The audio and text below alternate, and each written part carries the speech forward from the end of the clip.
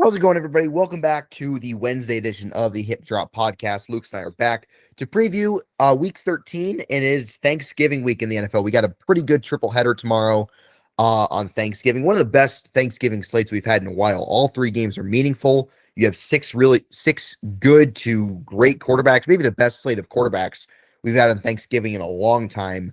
And then we have a big game on Friday between two NFC division leaders in the Eagles and the Bears. We have a big game in the early window in the AFC South, and then we have a big game in the late window of teams trying to continue to fight for their playoff hopes in the Pittsburgh Steelers and the Buffalo Bills. Lucas and I will cover those six games, and we'll cover some additional storylines for some of the primetime games, which might be less impactful, but we will discuss some certain instances there. But first of all, Lucas, how you doing on Thanksgiving Eve? Yeah, doing all right. Had a kind of a mini family chaotic dinner. The Straczynskis usually have a pre-Thanksgiving meal of Thai food. Just give my parents a break from cooking Thanksgiving all day today and tomorrow. And it got very colorful. But all I'm really hoping for this week tomorrow is if the Chiefs win. That's it. Like what Yeah, we usually host, and I don't really care if it's a huge political discussion at Thanksgiving dinner tomorrow. As long as the Chiefs win, I'll be happy. like I said, the Chiefs, they've been a bit spotty on holidays the last 2 years. They completely ruined Christmas, as I mentioned yesterday in 2023, and then of course went on to win the whole damn thing. And then last year they probably had their best performance of the entire season on Christmas against the Steelers. So we'll see if they can have a performance closer to last year than what they did in 2023 in the holiday. Of course, they're playing on Christmas again this year. I feel like the Chiefs are going to become like what the Lions and the Cowboys are to Thanksgiving. Like that's what they're going to be on Christmas. They're going to be on Christmas every year. We'll see. Feels like it'll be the third year in a row. But we'll get to that when we get to that. So we might as well get right into it. So the first game we're gonna discuss is the game in the early window tomorrow. The Detroit Lions and the Green Bay Packers on Fox. Both teams are respectively second and third in the NFC North behind the Bears. We'll get to the Bears here later on. And the winner of this game is feeling pretty good, like feeling like they can win that division. The loser, it's not ideal, especially if you're Detroit, because that means you got swept by Green Bay and you dropped to 7-5 with a pretty difficult schedule coming up. And a big storyline is that, although it may not be relevant to this game, Frank Ragnow, the All-Pro center for the Detroit Lions, came out of retirement today to rejoin the team. Ragnow, just 29 years old, was second team All-Pro last year when they had the best, highest scoring offense in the league. He likely will not play tomorrow, but he will be back maybe by next Thursday when they take on the Cowboys on Thursday Night Football. And Frank Ragnow is actually from Lucas's neck in the woods. So, Lucas, you and I actually just gave our concerns about the Lions last night, whether, their performance of their offensive line has been a little concerning, how we don't think they're a lock to make the playoffs. How do you think this impacts their team, assuming Ragnow is in football shape and is at the form that he was last season? This would be a major upgrade. I would assume he would play center, and then Graham Glasnow would move over to guard because Glasnow played at left guard in 2024, and he played at because Graham Glasnow played pretty much every interior offensive line position at full time. But when he was in Detroit, he kind of switched off at guard positions. He was left guard in 2024 or last year. So I assume once Ragnall's ready to go, he'll play at center, and then Glasgow back to guard, and then Tate Ratledge, who is at right guard, he may be benched in favor of one of the other guards, but their guards have been a disaster this year. This move is not about the center position, it's about the guard positions because Glasgow's been all right at center, but their guard's been a total train wreck. And so this is more about getting slightly better at center, if not holding water, because Glasgow's been basically on the couch the entire year. But it's really about moving Glasgow back to his more natural position of one of the guard spots and getting a huge upgrade there.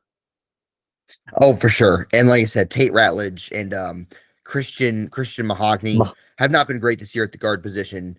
And look, we'll see if that happens, how that works tomorrow, because they'll be going up against a pretty potent Packers front with Micah Parsons and company, a front that really had their way in the week one matchup. If you remember, Jared Goff was under siege for a decent portion of that game. Like I said, Ragnow, unlikely to play tomorrow. I mean, I'd be shocked if he did, considering he just came out of retirement today. But about this game, Lucas, it's in Detroit. Obviously, it's two teams that have had their ups and downs this year. The Packers at the beginning of the year looked like an absolute juggernaut. They really cooled off. They really came back down to earth for a while afterwards. And then, they get a pretty, gritty, close, not that impressive win over the Giants. But last week was probably their best performance since week 2 over the Vikings. So it looks like they've got some momentum. They've won 2 straight. As for the Lions, it's been a weird stretch where they start 4-1, they lose to the Chiefs pretty handily, in my opinion. And, then they beat Tampa on the Monday Night Football, and we're like, okay, like this team's still the team to beat in the conference, or at least one of them. And then they lose to a bad Vikings team at home. They have an absolute stinker offensively against Philadelphia. Then last week they barely squeaked by the Giants in their home building. I think the winner of this game wins the NFC North. I know the Bears are winning it, and I respect the Bears for finding ways to win this year. But I just don't think the Bears are at the level of either one of these two teams personally. So I think game is effectively the NFC North championship. If the Packers win, I think they have a great shot because they sweep Detroit. They have the Bears coming up. I think they at bare bones minimum split with the Bears. And for the Lions, you improve to 8-4. And, you get a win over the Packers in your home building. You do have a tougher schedule coming up, but I feel pretty good about that. Beating a good team at home, regaining momentum. The Packers actually kicked the Lions' ass on Thanksgiving a couple years ago. A Lions team that was a ball hair away from the Super Bowl, and that Packers team was when it was Jordan Love's first year. They were just starting to come on. But this is a very interesting game. I think the biggest matchup is Jared Goff and how he responds to the Packers pass rush with Micah Parsons and Rashawn Gary. They have a decent interior with Devontae Wyatt. So if the Packers can get pressure on Jared Goff, I think they should win this game. I think that's what it comes down to. Yeah, I wholeheartedly agree with you. The winner of this game will win the division. Like last night after our podcast, I briefly went through the rest of the games, did my game by game picks to kind of have a better idea of where I think the teams are going to stack up. And based on the way the games play out, the winner of this game will be victorious and win the NFC North, assuming the rest of my predictions are correct, and be the 3 seed, while the loser, unfortunately, does not win the division, but still makes the playoffs as the 7 seed. So a lot at stake here. I just think this is a game that Detroit has to win. There's more pressure on Detroit just because they are kind of floundering, it would seem, but also they're at home, and also they lost to the Packers in the first matchup. So it seems like Exactly. everything against the Lions. So the Packers, if you're a Packers fan, you would like to win this game. Like, of course, you would like to beat your arch rivals, but at the same time, I don't think they need to win this game. I think they need to win it, but I don't think they're as desperate as Detroit. I think Detroit has more to lose than Green Bay. Detroit definitely has more to lose because if Detroit loses this game, they have no shot in hell at the division. I give the Bears a better shot at the division than them because you're at 5 losses. You're swept by the Packers. I do think these are both playoff teams. I do think the loser of this game still gets in as a wild card. But it's a huge game. There's no other way around it. And I think Jordan Love in this Packers passing game can have success because Jameis Winston lit up the Lions like a Christmas tree. He completed 5 passes over 20 air yards. If Jameis Winston can do it, I think Jordan Love could do it. And Jordan Love has played well against the Lions at Ford Field each of his last 2 starts there. So I'm not going to give my prediction, but I do think the Packers could have some advantageous matchups, and we'll see how the Lions adjusted from that week 1 disaster. All right. Afternoon game, Lucas. You and I are pretty keyed in on this one to see if the effort last Sunday was legitimate. The Chiefs head to Dallas to take on the Cowboys. It is Patrick Mahomes' first start at Jerry World. The Cowboys come in at 5-1, second in the NFC East. The Chiefs come in at 6-5, third in the AFC West. Both teams, let's be honest, kind of saved their seasons with pretty dramatic come from behind victories last week. The Cowboys, I think, have some pretty good momentum. They came off that emotional win against the Raiders on Monday Night Football. And of course, they have that huge win over their division rival, the defending Super Bowl champion Eagles, down 21-0. Lucas, I, in a way, feel like this is a more difficult matchup for the Chiefs than the Colts were because Dak Prescott is eons better than Daniel Jones. I do think Pickens and Lamb could create some problems for the Chiefs' pass defense because that's a pretty good 2-headed monster there. Ferguson's a solid tight end. Javonte Williams has had a good year at running back. I do. I think the Cowboys can put up some points in this one. But I think it matters if they can get pressure on Dak. Very similar to Goff. Now, Dak is more athletic than Goff, but he's not exactly. Nobody's going to mistake him for Lamar Jackson or Josh Allen or Jaden Daniels when he's healthy. Is a guy who can elude pressure at that rate. If they can, I think the key to the Chiefs is CeeDee Lamb is by pedigree the Cowboys' number one receiver. I know Pickens has been better this year, so I would double Lamb and I would put McDuffie on Pickens because that's the old Bill Belichick. You double the number. No, no, I would double Pickens, put McDuffie on Lamb. You put one guy in the number one receiver, you double the number two receiver. Even though Pickens by the numbers has been their number one this year, and the Cowboys' I think defense quietly, Lucas, has improved with the yeah. acquisitions of Quinnen Williams and Logan Wilson, Demarion Overshone coming back from injury. So I don't think it's going to be as seamless offensively as we may have thought a few weeks ago. It's a Chiefs offense that, look, they only scored one touchdown against a solid but not exactly spectacular Colts defense at home. And look, the Cowboys defense is not obviously, I'm not going to go as far as say they were good. They're good. But I think they're going to present a bigger challenge than Chiefs fans may anticipate, especially with Trey Smith out. You're going to have Mike Caliendo going up against Quinnen Williams and Osa Odigizua, which is a pretty formidable defensive tackle tandem. So I think it's a very interesting game. Both teams are desperate as hell. I feel like the winner of this game is feeling really good about their chances, especially if you're the Chiefs. Whereas the loser of this game, it's for all intents and purposes a one-game season from here on out. And if the Cowboys lose this game, I think they're pretty much done with how loaded the NFC is. The Chiefs can probably afford one more loss, but this should not be it. So it'll be very interesting to see what happens. Yeah, I agree. This is probably a tougher game just because the Cowboys have a better quarterback and the Chiefs are on the road. So the Chiefs are going to have to be careful. And I know CeeDee Lamb gets all the credit, but George Pickens is top 5 in receiving yards this year. So they got to be careful with him. Jake Ferguson is an underrated tight end. He's not a superstar, but he's good enough to where if the Chiefs aren't covering him, he could go off for like over 60 yards and maybe have a touchdown. So got to be very careful there. And I actually think the Belichick coverage technique is putting your second and third or your two lesser coverage players on the number one receiver and then the number one corner on the number two receiver. I think So I had it that's the right Belichick. originally. I had it right originally. I think so, yeah. Yeah. Because I remember I think that's what he did against the Chiefs in 2018, like in the 2018 AFC Championship. But Yeah. nonetheless, I think this is a game the Chiefs can win. But what they're going to have to do is just be competent on offense, and they're going to have to start hot this game. And I understand it's convenient to say oh, they got to start well every game, but the Cowboys are a team that has explosiveness on offense. So this could be a game where they catch Dallas on the wrong day. Dallas could score 35, and the Chiefs cannot afford to be spinning their tires for the first two drives of the game. Mahomes, it seems like dating back to before the bye. I think the Washington game, Buffalo, Denver, and the Colts. If I have that incorrect, he was bad on the opening drive. He threw an interception. Yeah. He threw an interception against the Commanders and the Colts, and then against the Bills and the Broncos, he had multiple terrible misses. That can't happen in this game. And if No. that means maybe the Chiefs have to be a little bit more conservative on the opening drive just to get the chains moving and get a field goal, I'm willing to do that. But it just seems like this team is struggling to get points early in the game, and that's kind of what's been their undoing is they've been kind of chasing. So I think this is a game where they have to get points. Maybe generally I'm a fan of taking deep shots early in the game to set the tone. Maybe this is just a game where they play conservative, maybe play for a field goal, and then you start to open it up because at that point Mahomes will be relaxed, he'll be in the game, and then it's time to loosen it up.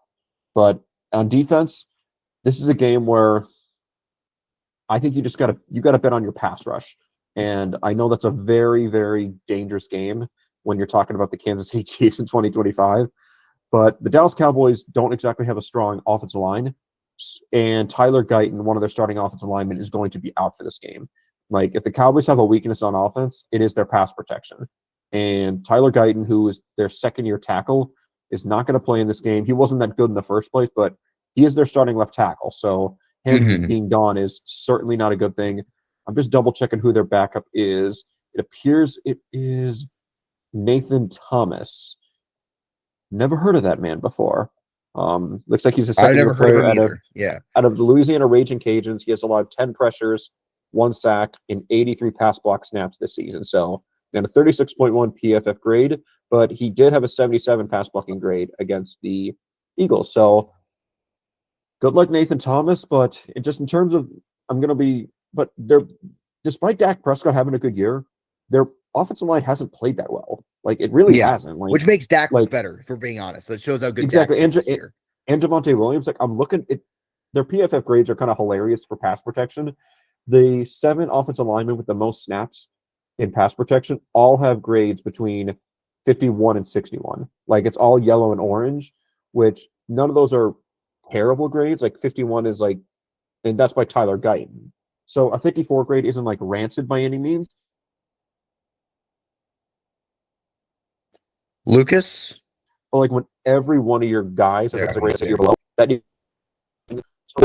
oh, You yeah, that's what I'm you saying. paused What for was a the last little thing you heard? bit. You paused for a little bit. What was the last thing? What was the last thing you heard? You're good now. You're talking about the Cowboys offensive line grades. Yeah, yeah. Like their grades have not been overwhelming.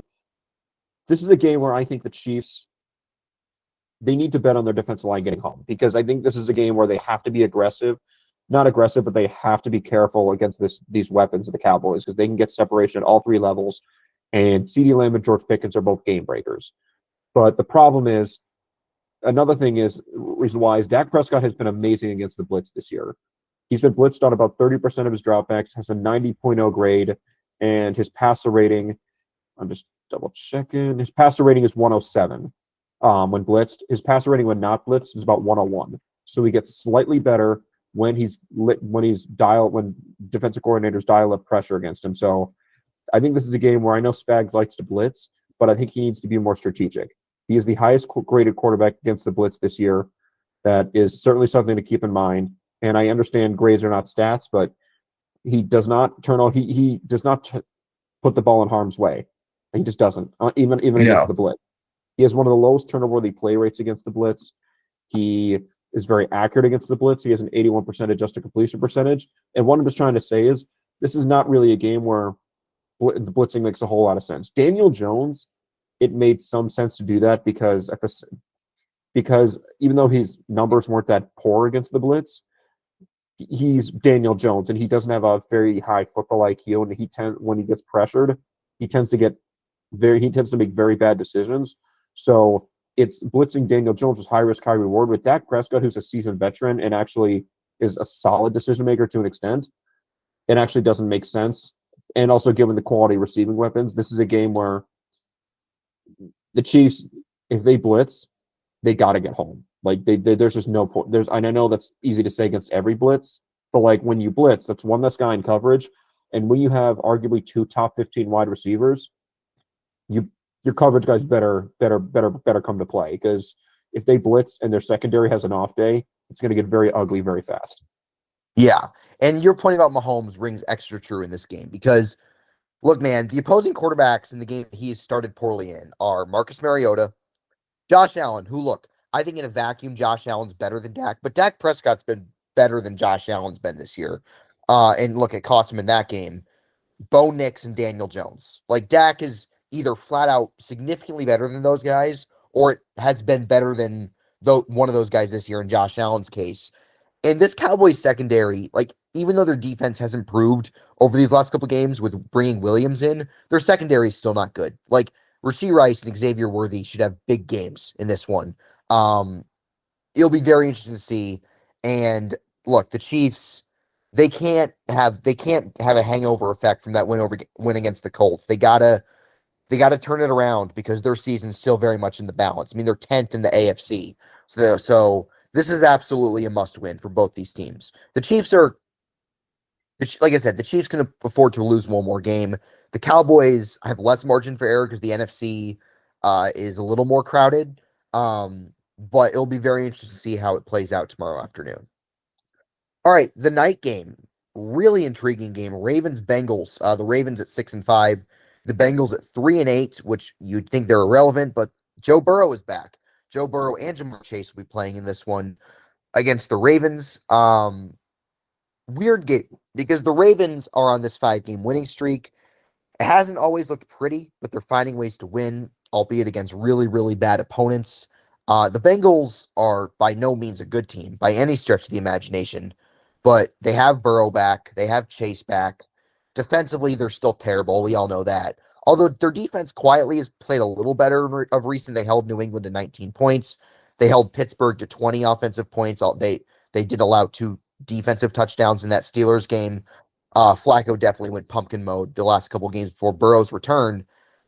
But I'm interested to see how the Ravens offense looks because the Ravens offense has been really, really bad these last couple games against the Browns and the Jets. And look, the Browns are a good defensive team, despite not being a good team overall. And the Jets don't do particularly anything particularly well, to be grammatically correct, as they traded their 2 best defensive players. And the Ravens really struggled offensively in that game. They had 3 first-half points. I am curious to see how Lamar Jackson moves because I think that's been a big hindrance of the Ravens offense has been his lack of mobility. That's part of what made him who he is. It's part of what made him a 2-time league MVP. And the Ravens receivers against the Bengals secondary is like the stoppable force against the movable object meme because neither one of them are very good. Zay Flowers is the only guy in the Ravens that can create anything in the passing game. Derrick Henry is still a good running back, but he's definitely on the decline this year. He's definitely taken a step back this year. He's not the force that he's been throughout his career, although he's still a good player. I mean, which is understandable. He's what, 32? I mean, he's a 32-year-old running back. Regression is inevitable at some point. And the Ravens defensively were really, really bad to start the year. They were horrendous on defense. They have improved, but context does matter. Like they've played in their last 4 games, they've played Tua, JJ McCarthy, Dylan Gabriel / Shador Sanders, and Tyrod Taylor. Like none of those guys are Joe Burrow, and none of those teams have Jamar Chase. And T. Higgins will be out, so that's a negative for the Bengals. I think it's going to be a high scoring game, but I think if this turns into a shootout, I trust the Bengals more because they can create more in the passing game, whereas the Ravens have been really, really struggling to generate offense. So I think in order for the Ravens to win, they need to slow down Chase.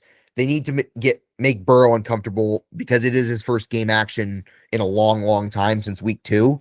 Um, but I think the key for the Ravens to victory is just to maintain their level of play on defense, albeit against a tougher test, against a better quarterback. Because offensively, like I just don't have a ton of confidence in them, even considering how bad the Bengals are on defense. Yeah, like I think this is actually going to be the most entertaining game of the day. Like I know that's kind of like weird Yeah. to say. Entertaining doesn't mean I think these are the 2 best teams. I just think No. this game is just fireworks written all over it. Burrow is going to want revenge for losing both games against Baltimore last year.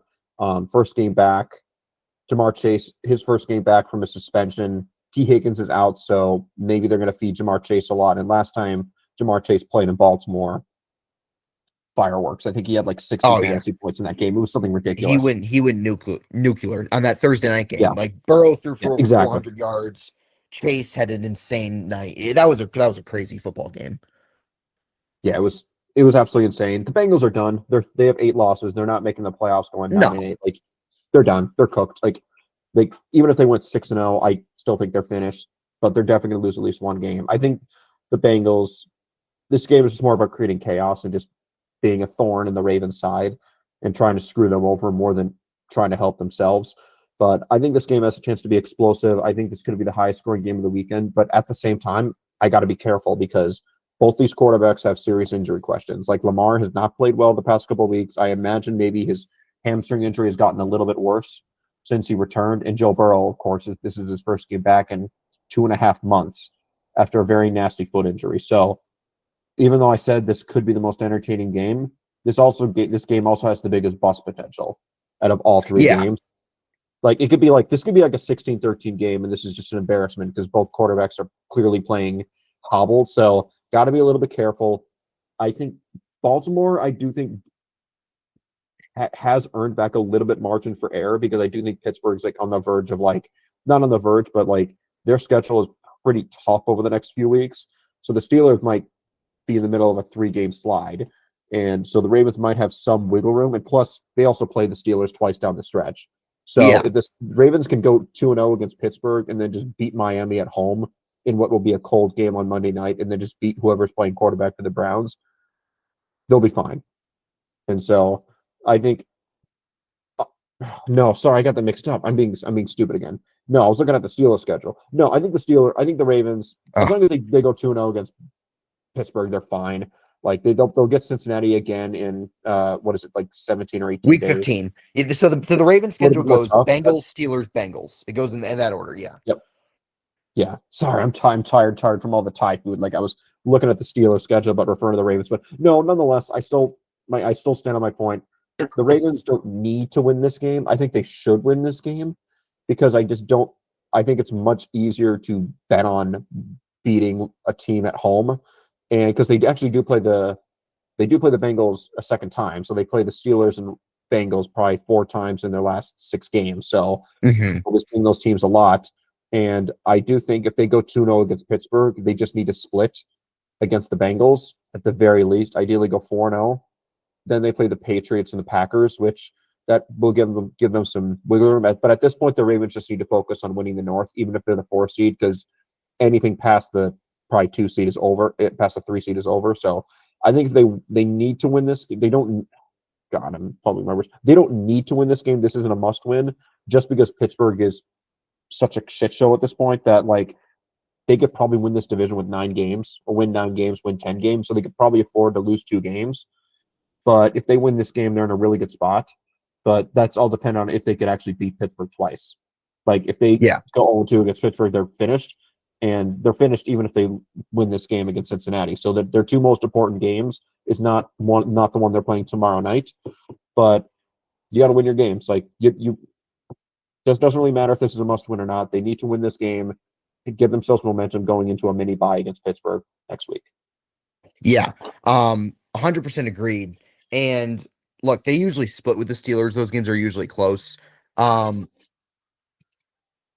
Hold on a second, Lucas. I gotta take a call. You can. No problem. Yep. So I'm actually gonna we'll move on to I'll finish this game and then I'll move on. Like this game is very important for both teams, but more so the Ravens, of course. But at the same time, if you're a Bengals fan, are you kind of not rooting for the Bengals to lose this game because they're out of the picture and like All right, I'm back, Lucas. I'm back. yeah, sorry, Lucas just I actually went on a you had side to just fill tangent. the air. Yeah. No, I actually started to go on a side tangent, something I wanted to talk about at the beginning of the segment. If you're a Bengals fan, if I would be kind of rooting to lose this game because the Bengals are already cooked. Their season's over. They're not going to make a Cinderella run like they almost did last year. They're not going to make the playoffs. So wouldn't you want to lose more games to one, get a better draft pick, but two, it's also more likely Zach Taylor gets fired if they lose more games down the stretch. And I know Mike Brown is cheap, but is Mike Brown more likely to fire Zach Taylor if they finish 7-10 or 4-13 or 5-12? Like if they Yeah. lose more games, he's more likely to get fired. Doesn't mean I think it's likely. So if I was a Bengals fan that cared about the long-term future of this team, this season's already cooked. You might as well root for them to lose as many games as possible to get a better draft pick, to give them a premium player to help support Joe Burrow, but also make it more likely that this ownership just has to move on from Zach Taylor and the rest of this coaching staff, which does not make this team better at all, and in fact makes them worse. 100%. And look, like I said, the Bengals have no shot to make the playoffs. They're basically there to play spoiler. They're there to spoil the Ravens' aspirations. Look, I think the Ravens. I don't think the gap between the Ravens and the Steelers is as big as you do. I just have not been impressed with them this year. Them skating by the worst teams since the forward pass has been invented isn't exactly moving me. So it'll be really interesting to see how they play tomorrow. And for the Bengals, like their job is to basically like ruin the hopes and dreams because they play the Bills next week, they play the Ravens again, and then their last 3 games are a joke. It's the Dolphins, the Cardinals, and the Browns. So there's a good chance the Bengals might finish like 6-11, 7-10, and Taylor keeps his job, which, like I said, if you're a Bengals fan, you might not want. That's probably not in the best long-term interest. But Burrow wanted to come back, and we'll see how that works out for them, and we'll see if they can ruin some hopes for some contenders, or at least playoff contenders. All right, let's try to go quickly through these next three games, Lucas. Uh, Eagles, Bears, and Black Friday. The Eagles coming off a pretty rough loss, blowing a 21-0 lead, and losing to Dallas. The Bears continue to find ways to win. They squeaked by the Mason Rudolph Steelers at home. They head to Philadelphia to take on the Eagles. This is the game the Eagles should win. They have pretty much every advantage in this one. Now they are without Lane Johnson again, but it's a kind of a thing where if the Eagles lose, we might be on collapse watch for them. And I don't think it will be to the level of 2023 because they still have a game against the Raiders. They still play the Commanders twice. Like they're probably going to get to like 11 or 12 wins at least. But this is an interesting matchup because the Bears basically they didn't have a ton of expectations coming into the year. Like they were expected to be a borderline playoff team. I don't think many people had them at 8-3 leading the division going into Thanksgiving. So they can go into Philadelphia and really create some weird conversations for the Eagles. Now I do worry about the Bears offense against the Eagles defense. I know the Eagles defense really let their foot off the gas in Dallas. But the Bears offense statistically has been good. They run the ball well, but Caleb Williams has been inconsistent with his accuracy all year. So, and the Eagles aren't going to allow as many wide open receivers as the Steelers did or as the Vikings did. So I think Williams will need to play well to give the Bears a shot. I don't think he can skate by with a mediocre to bad performance like he has the last couple of weeks. But Philadelphia against the Bears defense is interesting because the Bears defense has been pretty, you know, pedestrian this year, whereas the Eagles offense feels like they just can't get out of their own way. Yeah, I mean, the Bears defense has kind of not played very well the past month or two. Like ever since they beat the Saints in that 26-14 game, like they were kind of bad against Baltimore. They were horrendous against the Bengals. They were high against the Giants, 20 points, whatever. And then at Minnesota, I do think, although they scored 17 points, I don't think the defense played at that well in the game. Mainly their run defense. So maybe this is just something they need to watch out for Saquon Barkley because the run defense has actually been pretty bad over the past month. Their coverage has been hit or miss.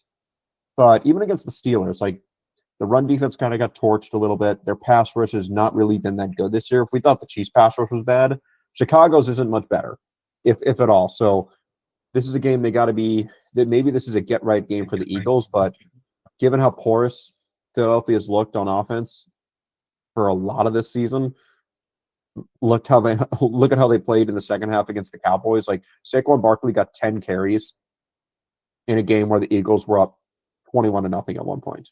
Like, Yeah. I don't know what's going on in Philadelphia. I know their offensive line is hurt, but even though the Bears defense hasn't been that good, I feel like this is just a game where it's either going to be a get right game for the Chicago defense or a get right game for the Philadelphia offense. We'll see who wins, but I think this game is more important for Philadelphia, even though I know their playoff position is much safer than Chicago's. Philadelphia is one of those cities where momentum carries. It carries in a negative way and it carries in a positive way. Like we saw in 2023, it carried in a negative way. Last year, it carried in a positive way.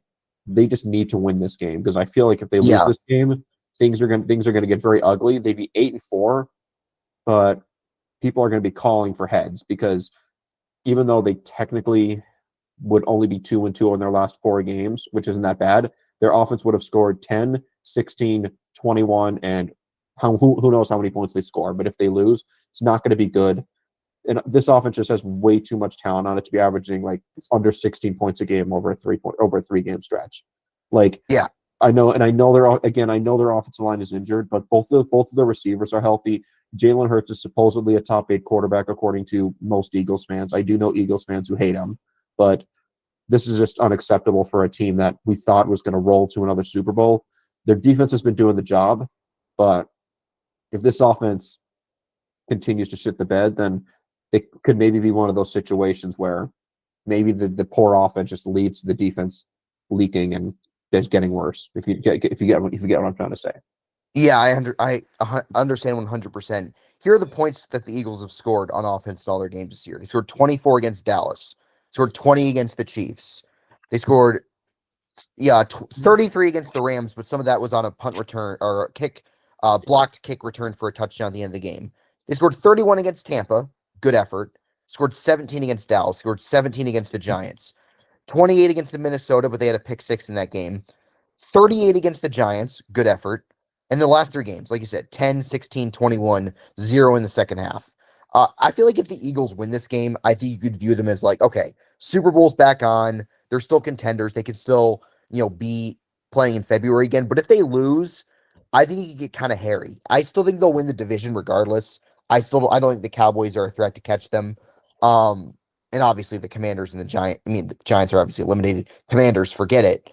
But this is a bigger game for the Eagles than it is for the Bears because the Bears have given themselves some cushion, whereas the Eagles, like you have to keep pace for the Rams with the one seed. I think if you're the Eagles, you want home field advantage throughout the playoffs, and if they lose this game, that's pretty much out the window. So big game for Philadelphia. All right, Lucas and I gave our previews for all the holiday games. We will now give our picks. So to update the pick standings, Lucas and I are third and fourth, respectively, in our pool. My father's in first place at 124 and 52. Matt Verderam, whose picks you can see at Sports Illustrated, is 120 and 56. I'm 113 and 65, and Lucas is 107 and 71. So picks for this week, obviously, we'll start with the Lions and the Packers, the early game tomorrow. I'm going to take the Packers. I like them in this one. I just don't like what I've seen from the Lions recently, and I think Micah Parsons can take over this game. And Jordan Love, I think, could get some work done against the Lions secondary. So give me the Packers to win and sweep Detroit. Cowboys, Chiefs. I'll take the Chiefs on the road, which is a bit risky because the Chiefs have been an absolutely unmitigated disaster on road games this year. But I like it. I think they'll carry their momentum that they got with that Colts win, where I feel like the Cowboys can maybe have a letdown game after that win against Philly. Ravens, Bengals, I'm going with the upset. I'm taking the Bengals. I think Joe Burrow is going to have a big game in his first game back. I think he and Chase will get their stuff in, get their points up. And I think the Ravens, I just think eventually the dam's going to break. You can't keep squeaking by, and I think eventually they're going to fall short here.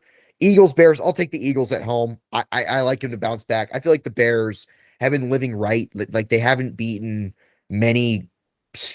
Forget good. They haven't beaten many starting quarterbacks this year. So I think the Eagles bounce back at home. Panthers, Rams. I'll take the Rams. I feel like the Panthers are going to start losing some games here. Uh Browns, Niners. I'll take the Niners on the road. Colts, Texans. I'm actually going to take the Texans. I think the Texans defense could create some issues for Daniel Jones in this one. Saints, Dolphins. I'm actually going to go with the Saints. This is the second week in a row. I'm picking the Saints to win. It burned me last week, but I'll take them against Miami this week. We can't allow this Dolphins team to to have some hope. I mean, come on. Jets, Falcons. I'll go with Atlanta on the road. I don't know. The Jets feel like they're destined for 4-13, and I don't think this is one of the four. Bucks, Cardinals. I'll take the Bucks. The Cardinals are a hilarious football team and not in a good way. Titans, Jaguars. I'm gonna go with the Jag. You know what? You know what, Lucas? You know what? I'm gonna do it. I'm picking the Titans. I'm picking the Titans to win. The Jaguars are going to Jaguar in this game. They're going to lose to the Titans. It's in Tennessee.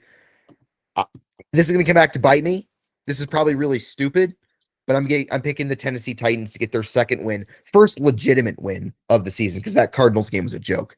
Seahawks, Vikings, Seahawks. Not a whole lot of explanation needed there. Max Brosmer in Seattle against that defense. Give me a break. Chargers, Raiders. Chargers speaks for itself. Steelers, Bills. I see a world where the Steelers win. I think they absolutely could win because this feels like the classic Mike Tomlin win as a home underdog. They're at home. They have the coaching advantage. Buffalo obviously has looked pretty pedestrian, really, for a good portion of the season. I will take the Bills, but I take it very hesitantly. I'm going to go with the better quarterback in this one and take the Bills. But again, I would not be shocked in the slightest if the Steelers find a way to win. Commanders, Broncos. That's not hard. And then Patriots, Giants. I'm going with the Pats at home. Excellent, excellent. I just want to count one, Sorry, two. I had a difficult time speaking. I was stuttering over my words so much. I don't know what's Well, going on. to be fair, I haven't done a very good job either. So Yeah. we're both like looking forward to Thanksgiving. So I counted. We have 6 disagreements this week. So this could be a moving week for me. Maybe if I go 6 for 6, I'll catch you. I'll finally catch you. But I'll All get it right. started. Packers, Lions. I'm actually going to go with the Lions in this game. They're at home. I think they're the more desperate team. If their defense played as poorly as they did against the Giants, then they're not going to win this game. Chiefs, Cowboys. Give me the Chiefs and the Cowboys and the Indians. No offense to the people who are offended by that. I don't really care. Bengals, Ravens. I'm going to go with the Ravens. I just think they're at home. They need this game more. But if Joe Burrow goes full Joe Burr and Jamar Chase goes nuts, then anything's possible. Next game, Bears, Eagles. Give me Philadelphia. They're at home. I think they need this game more emotionally, but if they lose this game, the dam could break. Rams, Panthers. I'm going to go with the Rams, but this game could be closer than people think. Could be a letdown game for the Rams, but I'm still going to take them. I think they're the best team in football. Niners, Browns. Myles Garrett could reign in terror. He's on an all-time tear right now, but I still think the Niners win. Texans, Colts. I'm right there with you. Give me Houston.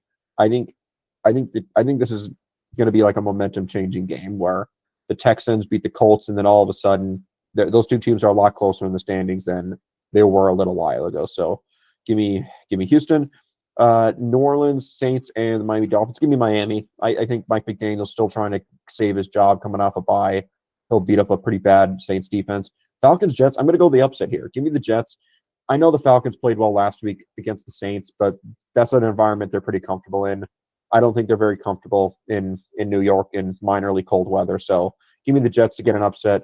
Cardinals Bucks. This could be a sneakily close game because Baker Mayfield's injury is going to throw a lot in, might throw a wrench into their plans, but nonetheless, give me the Bucks. Jaguars Titans. I respect your pick. I'm going to go with the Jaguars, but I think the Tennessee Titans will keep it close. I will not be shocked if I'm wrong. Vikings Seahawks. Man, I hope Max Brosmer has a legacy game, but Seattle's going to win this game. They're minus 755, so they're pretty easy favorites. Raiders, Chargers, nothing else to say. Bills, Steelers, pretty much verbatim what you said is what applies to me. I think the Bills win, but like I'm not that confident in it, to be honest. So maybe a little bit nervous. Broncos, Commanders. If Jane Daniels plays, maybe I'll consider like changing my pick to Denver or against Denver to Washington, but I'm still going to take Denver. Giants, Patriots, another upset. I'm going to take the Giants. Wow. I kind of think, I know part of me doesn't like this pick because it seems like if the Giants were going to get a massive upset, it would have been last week against Detroit. But I think the Patriots are due to lose a game. Like they're 9-2, but it doesn't really seem like they've been dominating as much as they should. So maybe they're just due for a letdown game at home on prime time. But let's see if I get bitten in the ass by betting on a team that's plus 315 to win, and they're plus Yeah. 315 for a reason. They're they're huge underdogs. They're 7-point underdogs. Maybe I'll live to get that decision, but I'm going to stick with the Giants. So our disagreements. So I went Packers, you went Lions. I went Bengals, you went Ravens. I went Saints, you went Dolphins. I went Falcons, you went Jets. I went completely unhinged and took the Titans. You took the Jaguars. I think it's going to be a classic, Jaguars, Trevor Lawrence. How the fuck did you lose that game? Situation here. We both went Bills, but neither one of us feel great about it. And then I went Pats, you went Giants. So that wraps up our Week 13 pick segment and our preview to the 4 marquee games on Thursday and Friday. Lucas, do you have any parting thoughts before we stammer any more words in this episode? I do not. I'm excited to. I don't have much. I finally excited for the Chiefs to play on Thanksgiving. Like I haven't seen them do that yet. I've seen them play on Halloween, seen them play on Christmas more times than I would hope, but haven't seen them play on Thanksgiving. Let's hope they don't make me regret this excitement. All right. That wraps up this episode. We will see you all on Tuesday when we recap the action that we just previewed of week 13. Thanks everybody and happy Thanksgiving.